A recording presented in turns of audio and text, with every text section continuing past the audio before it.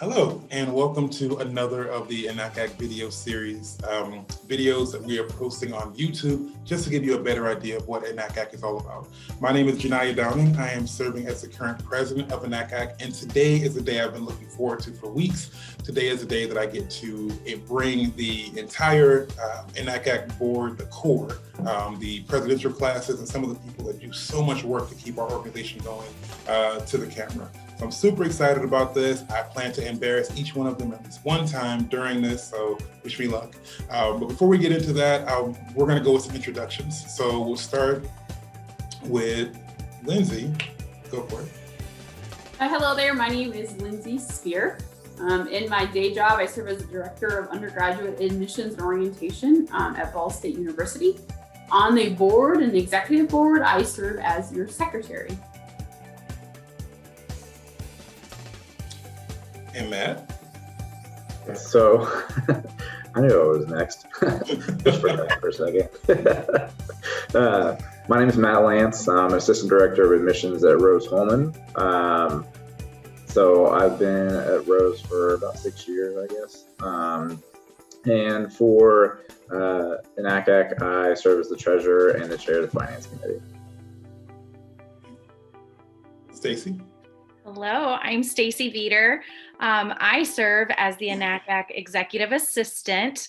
So I am not employed by one of these amazing institutions that all of you guys are, but I'm so proud to be here and represent the organization and work with all of you on a regular basis. Katie. Hi, I'm Katie Taylor. I'm an Associate Director of Admission at the University of Evansville. I've been at UE for about 14 and a half years and served that whole time in higher ed, and I am serving as the current President-elect of NACAC. Cool, and Miss Karen. I'm Karen Matthews. My job is school counselor at Beech Grove High School, which is in the Indianapolis area in Marion County. I've been a high school counselor for 21 years, and 16 of those have been at Beech Grove High School. My position on the NACAC board is I'm serving this year as past president. That's awesome.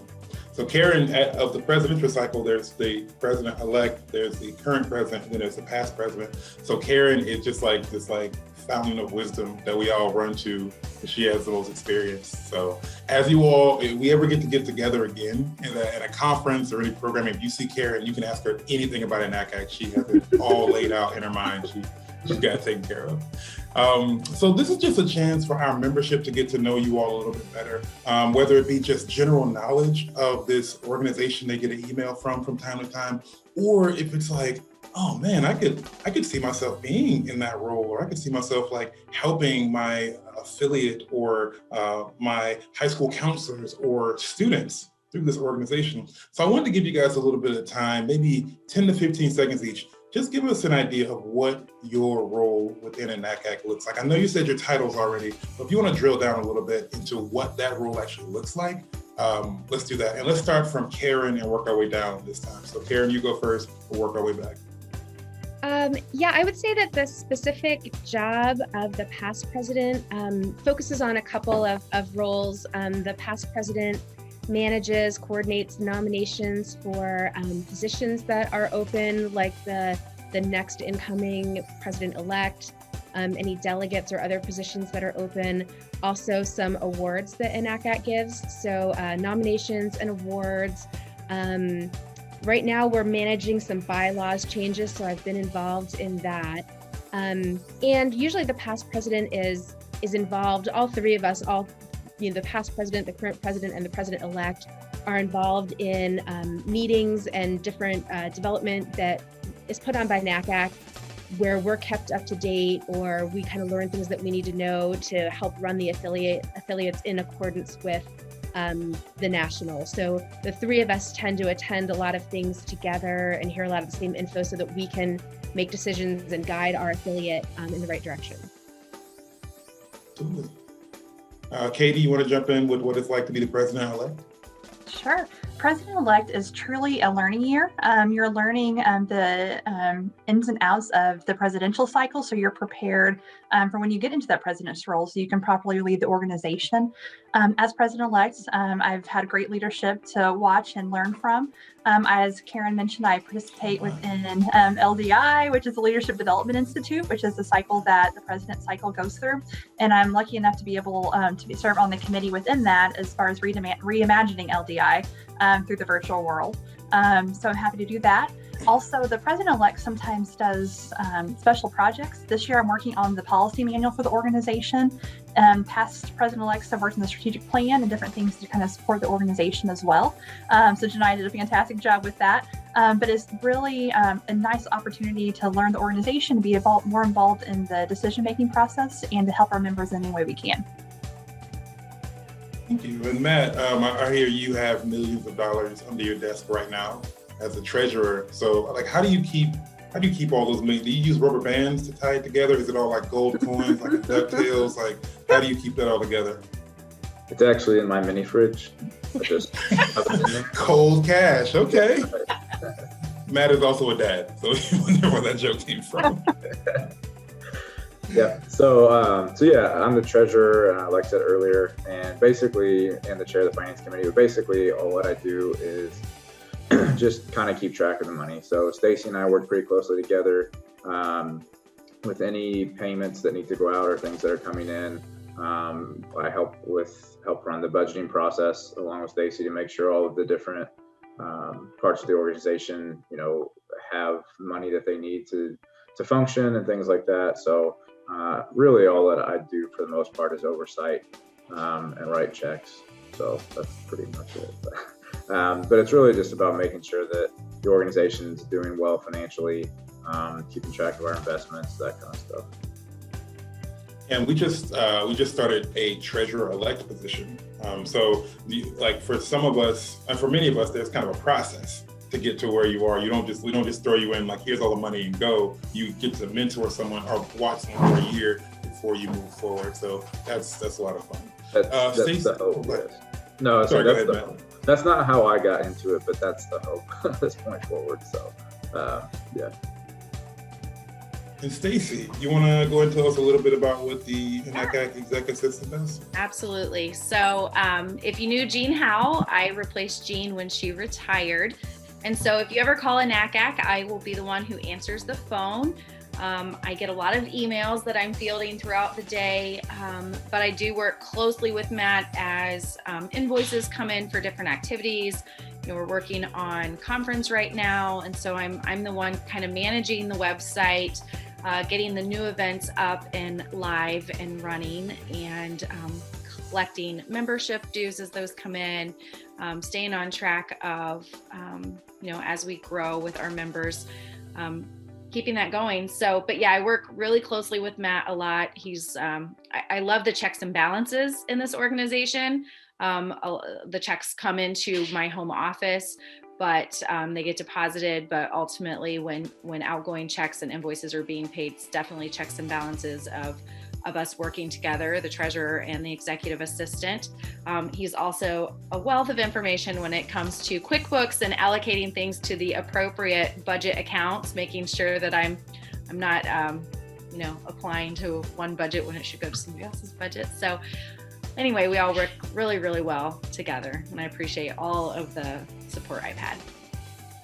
It's awesome having you. I remember one of the great things that Karen and the past president, I don't know if that's not really a title, but Mona Bowie from St. Mary's College. Did I say that correctly? Okay, see, I remember stuff. They were paramount in getting Stacy on board with us, and you've been amazing so far. So glad you're here. And then Lindsay, also known as the Glue. Lindsay, if you want to share kind of what the secretary does within a NACAC, feel free to.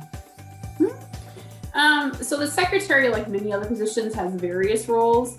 I would say the largest one is keeping the board kind of organized as a whole. So while this group comprises the exec committee, you also have the opportunity to engage with other board members of various committees. And so as a board, we get together quarterly, but there's also a lot of communication that needs to happen whether it's based on something that's going on at the national level from our national affiliate of NACAC, something at the state level, just different updates or things that are going on that affect what we do.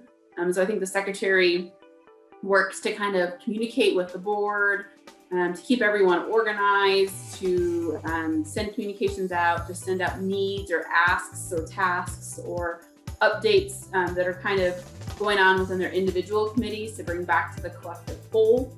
The secretary also oversees kind of what we call our Google Drive, which has all of our resources and information. So if you were to join a board, to join a committee, each committee has kind of their own folder, and that's a way just for us to keep organized, but also everything kind of in one place.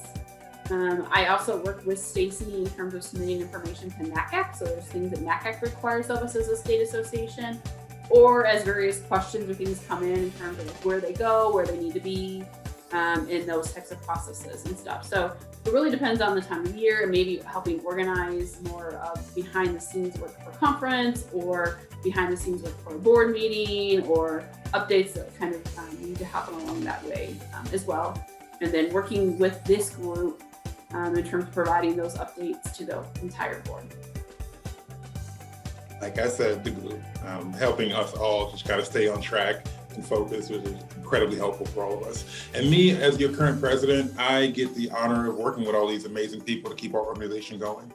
I get to represent us at the national affiliate, NACAC. I get a chance to meet with the other affiliate presidents and figure out what they're doing, and try to steer us for at least 12 months in the right direction, whether it be during, a pandemic, or during the tail end of a DOJ investigation, or, like random things like that never really happen. So I really, really enjoy what I get to do, as your president. And because I think in this position, it takes having kind of like a serving heart. And I think everyone on this call and many people in our organization have that. They want to do what's best for our affiliate, for the teachers, and most importantly for the students in the state of Indiana and abroad. Now, all of us, or many people in admissions and in high school counseling, tend to have some unique way that they got there. I don't think anyone on the admission, I haven't met the person on the admissions side who said, since I was a little kid, I always wanted to be an admissions counselor. I've not met that person. Maybe a couple who said they wanted to go into high school counseling, but we all have unique ways Karen, because she's awesome.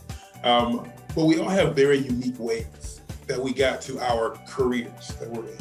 Can someone share their unique way of how they got to this position they're in today, whether it be secretary, presidential cycle, where they are? Just a couple of stories on that, like how your unique way that you got to where you are right now.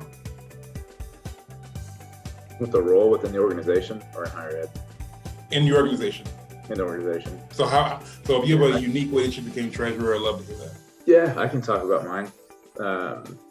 So I was on the calendar committee before I got into the treasurer role, and worked with another person who was actually already on the exec board, and told her that I was interested, in maybe taking on some more responsibilities and that kind of stuff.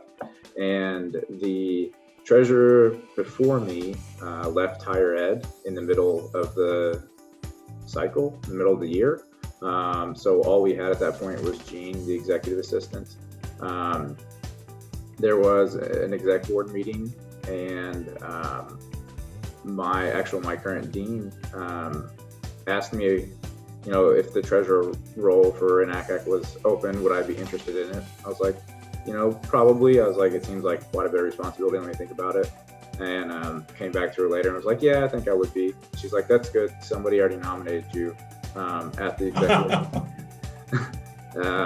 And I was like, okay. So actually, before I became treasurer, I helped with the current fiscal policy. That was kind of my, onboarding interview process, however you want to look at it. I helped write the current fiscal policy along with Andy Wright. And then that started, I think, in March, and then took over as treasurer in July.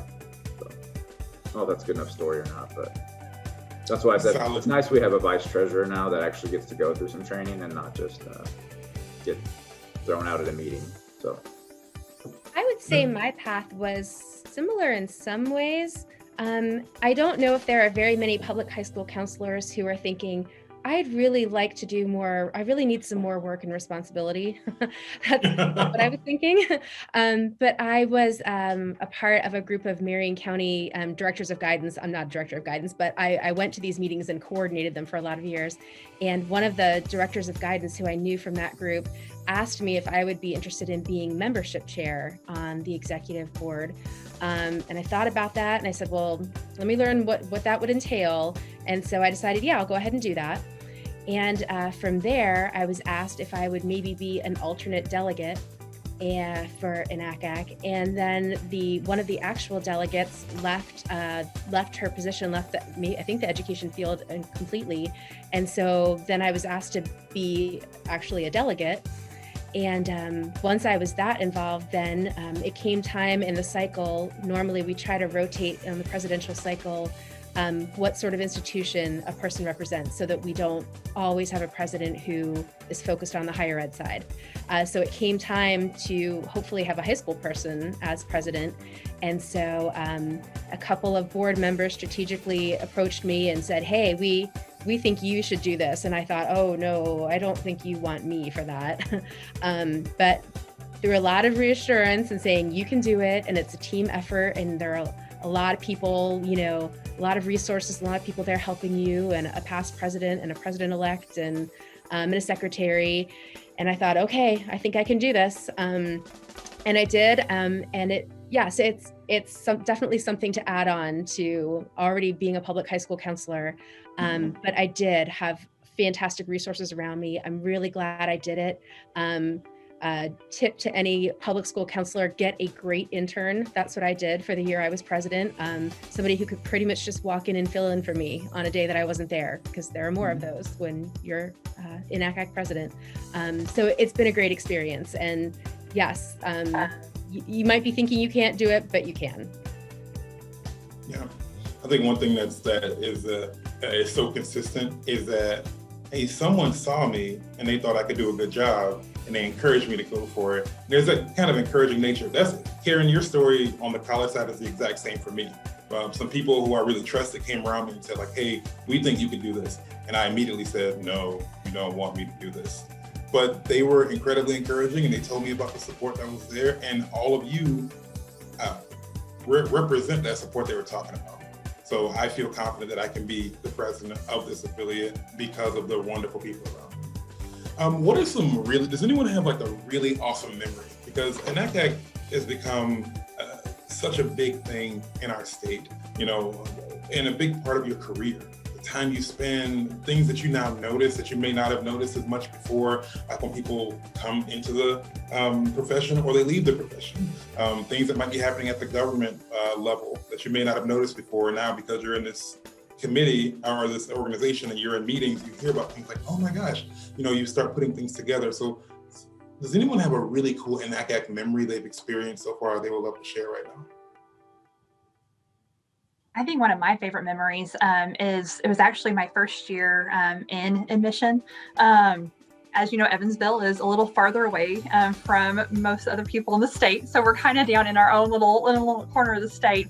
And so when I traveled, I was a road warrior for several years before I got into my current role at UE. And so I had met so many people on the road that I had the opportunity. My boss asked if I was interested in attending conference my very first year.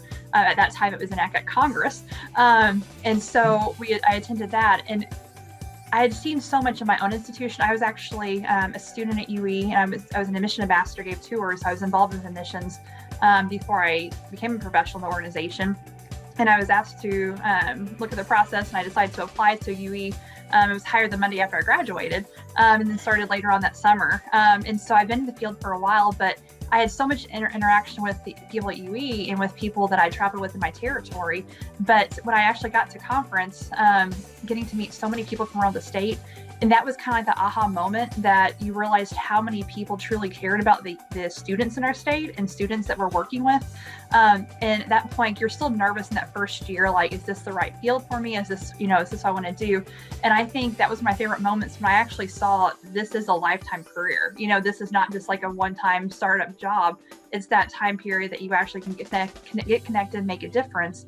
And you're seeing people from all over the state that just has that true passion to help our students and help each other. I mean, it's a family. Higher ed is a family. I don't care what school you're at, if you're high school or college, you truly are a family because everyone's in it together and in it for the right reason. So I think that was one of my favorite memories, is having that aha moment that very first year I was involved. For me, I think it wasn't necessarily like a moment, but the different pieces I was involved with and getting involved is one of the things I encourage my staff to do, because we get to know one another, and you get to know people on the road who you recurrently see. But when you get connected with a committee or you get involved in something that gets you those connection pieces outside of your own institution, or you're outside of your own, what we call bubbles these days, you really get connected with so many other people and institutions. And so in my current role as director, there are people throughout the entire state who I can reach out to when I have a question completely unrelated to INACAC, just about the world of admissions or high school counseling, or about a student, or are you seeing these same trends or themes, or what's going on at your school versus what's going on at this school. I have a group of people that even if I don't see them but once a year, or not even once a year, I can email them and I know that they will respond. And I know that we will collectively get together and have a group.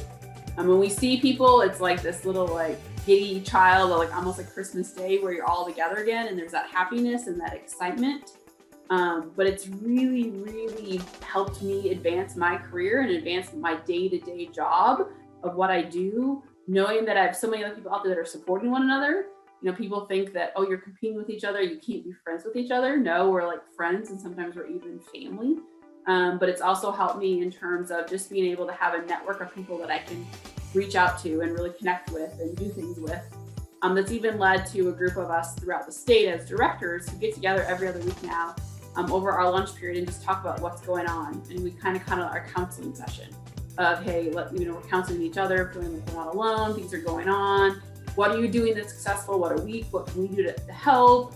Those types of pieces. That's really led to that development for me. I've learned from other people. I have people outside of my own institution that I can reach out to for mentorship, for leadership. And it's all just because of going to conferences, getting involved in committees, getting to know people, and putting myself out there.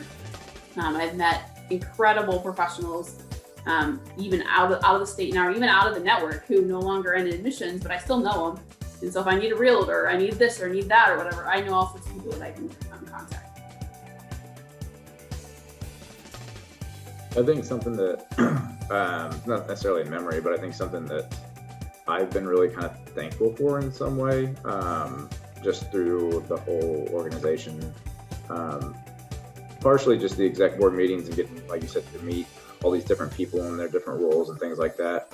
But the other part of that, and it's kind of been more through the couple of board retreats that I've been to, is I've always been kind of a task focused on whatever task is right in front of me. And I think through all of the interactions through the exec board, whether it's the meetings or the retreats or whatever, learning and how to try to look at things at the bigger picture on a more wide scale, and not just what's specifically happening with me or with my institution, has been really helpful to see how the pieces come together. I know I actually, in a lot of ways, I admire Janiyah a lot for his ability to do that. So there's lots of times that we each kind of get focused on our own individual pieces, and Janiyah is able to kind of bring everything together and say, well, we need to think about it on kind of this bigger scale. And so I think, like I said, it's not necessarily a memory, but just kind of something that's really helped me.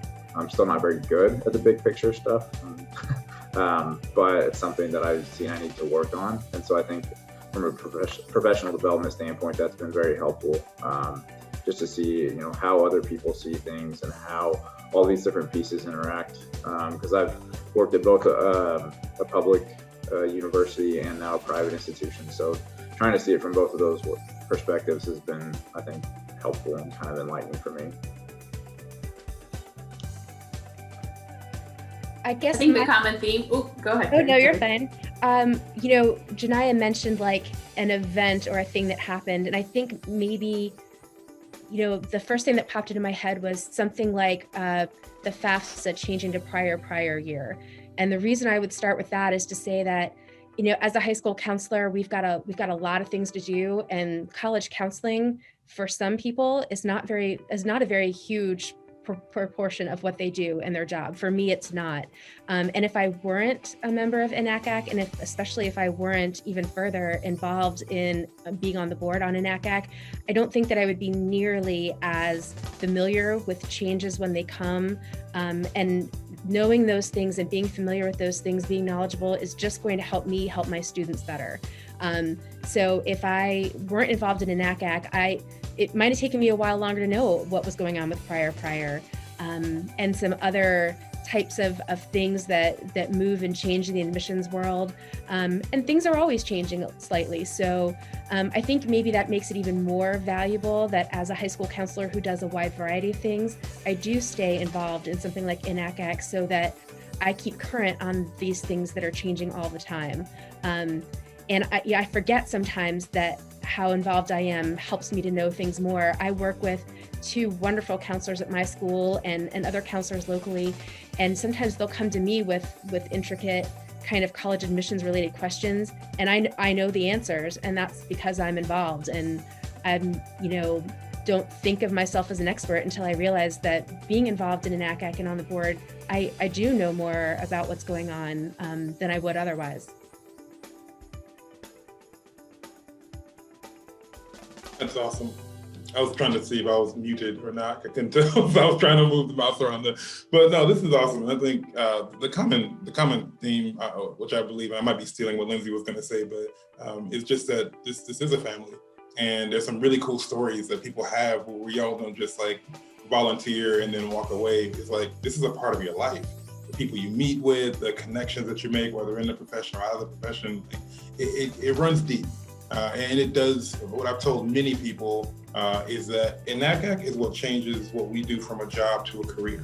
It really helps you see the bigger picture of higher education, which becomes fun. Sometimes it can be overwhelming, but it makes what we do a lot more fun. That I know that if something is going on with a student that I'm working with at Beach Grove High School, it's not just me floating on an island of like, how do I help this student? What's the bigger picture? I can call Karen and she can give me some more context, and we can do together what's best for that student.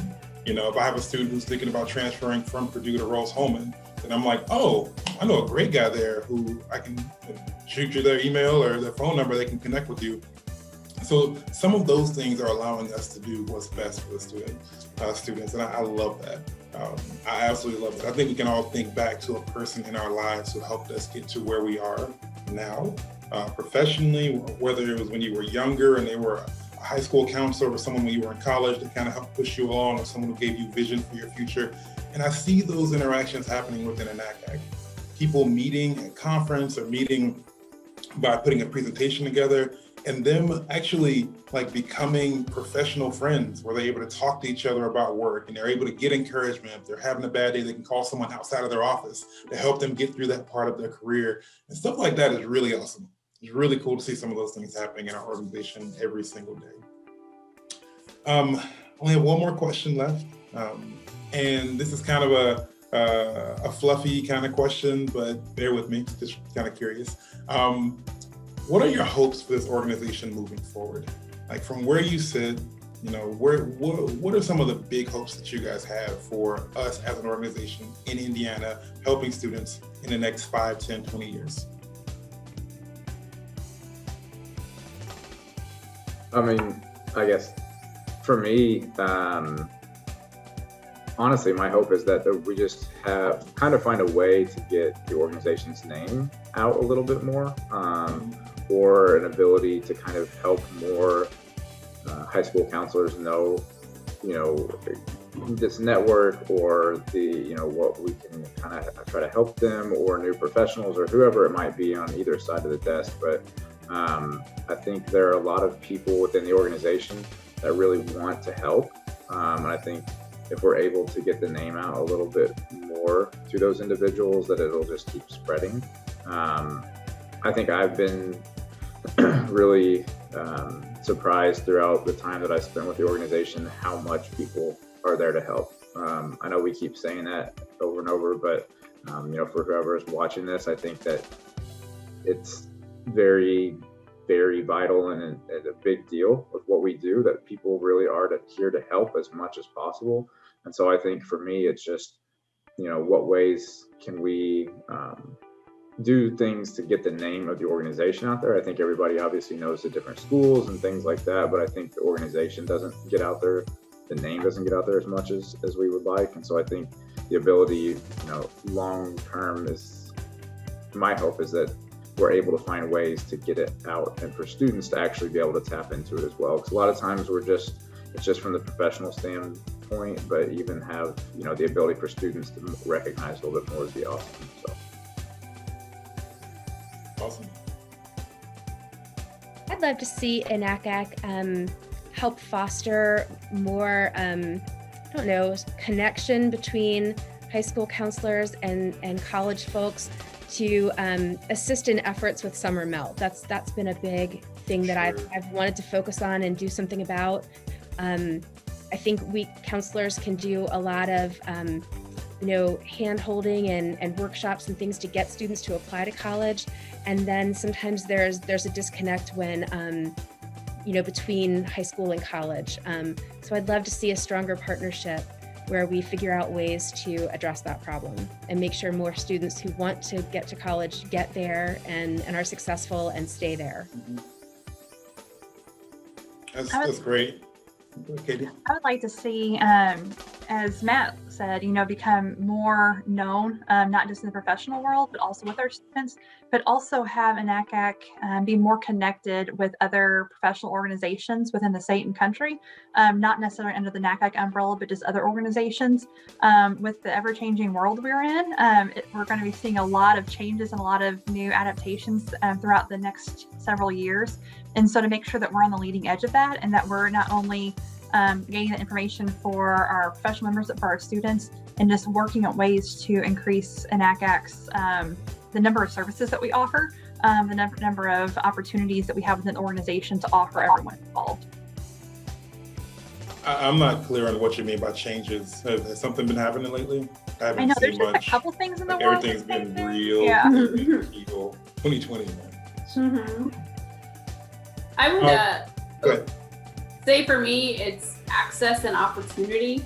Access and opportunity in two different ways. One, for our students. So I think that NACAC have the ability to really collaborate and work together to provide access and opportunity to students as a whole, in terms of access to education and opportunities that await.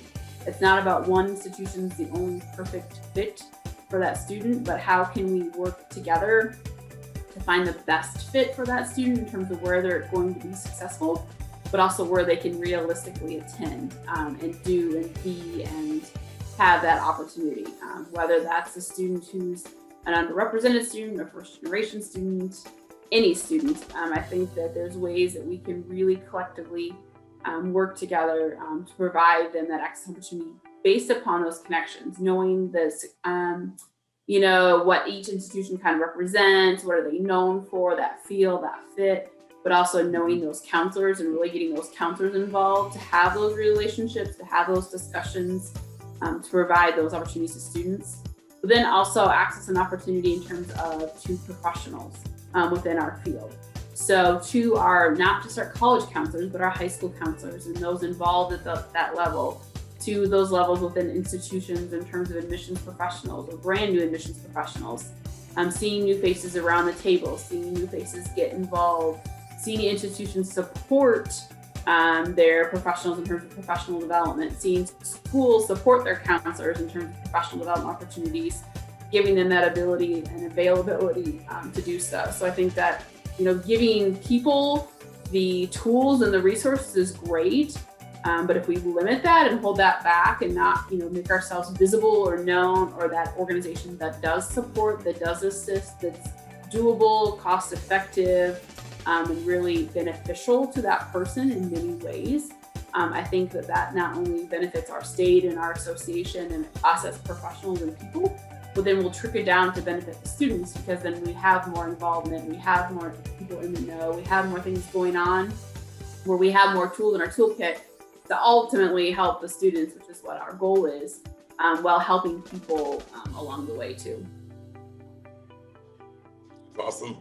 That's so well said. And for everyone, like, I love this because all of us are going to share these ideas with the next version of us. The next president-elect is going to meet with Katie. I'm going to be talking with them. Lindsay's going to help the next secretary, Matt. Stacey, you have the potential to be here longer than any of us. I love that that's kind of the direction that we're going. All wonderful ideas. And with that, Stacey, what do you want to see from our organization? You know, I do want to say this, even though I'm kind of still the new kid on the block here. I am the permanent role as you guys cycle in and out, and I so appreciate the president-elect position, the past president position, such a wealth of information to support one another. But whoever is watching this, I know you already know this, but these are volunteer positions, and I had no idea how much time, energy, and heart went into their volunteer positions until I started working hand in hand with this organization. And so you guys truly have a heart to serve. Whoever mentioned that earlier, you have to have a heart to serve, but it's really a blessing to be, from my viewpoint, to serve in a role that's here permanently and a paid position, but to serve people who are doing this and working day in and day out, really, not just in their full-time careers and professions, but to serve this organization.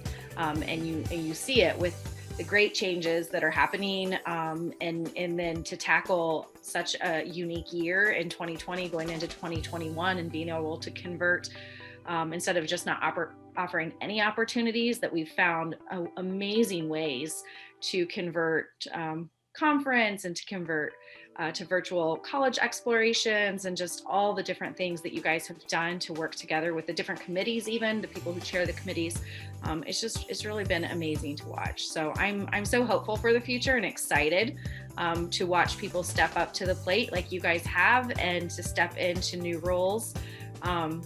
Yeah, and I'll hate to see anyone cycle off, but I totally can understand the process in that. Thank you so much for sharing that. And I am just so lucky to work with all of you. And for those of you who are watching this, if you made it to this part of the video, I'm so glad you stuck around with us during this opportunity for us to share what we do. And one thing that I would like to encourage you, if you are watching this and you're like, okay, this sounds awesome. We have videos of all of our committees on our YouTube page as well. I want you, if you're thinking right now, like, I want to get involved, one day I would like to be a part of this executive board core that's going on. We all started by volunteering for one of the committees. We worked there, many of us have chaired committees at some point, and that's just how you get to know what's going on in your state. You get to know some of the intersectionality between the high school council side and the college side. You likely will become noticed, and then you'll be asked, by someone like, hey, what are you doing for the next 3-4 years? You want to be a part of a committee? And then you have a chance to hopefully lead this committee as well. And that's where I would like you to start. If you're brand new to this profession and you're thinking like, what's next for me? Check out some of our committees. Find your passion, join up, spend some time getting to know them, and hopefully down the road, if you feel led to, you can be on one of these, you can be a part of the core team as well. With that said, I want to thank everyone here for being here, for talking about their journey, for talking about their role. This is another one of our NACAC video series videos that we hope will give you a better idea of what's going on at your affiliate, the Indiana Association for College Admissions Counseling. With that, we would like to say goodbye. Bye. Thank you for joining us. Have a wonderful day.